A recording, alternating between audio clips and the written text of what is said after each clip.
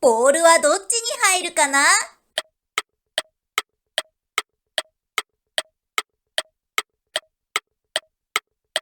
正解は、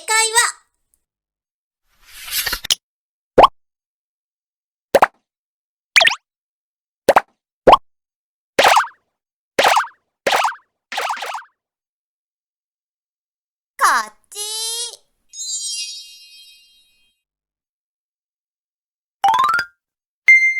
第2問。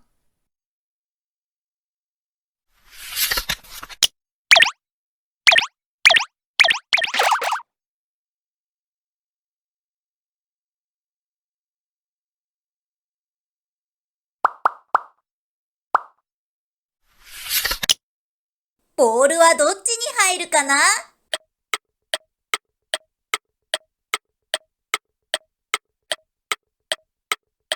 正解は、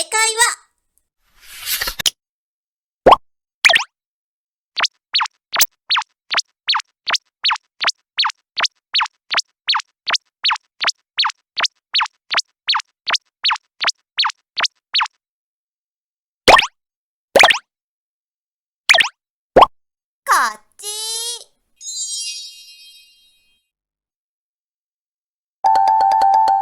第3問。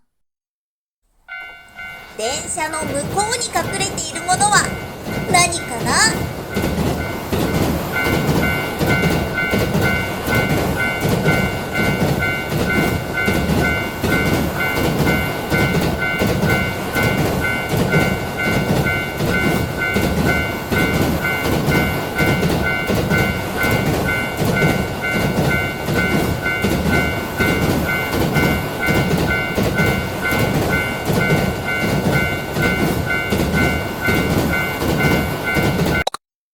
ペンギンだ。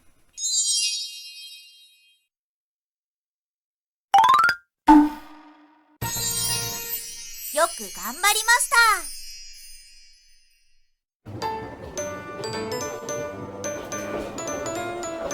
チャンネル登録よろしくね。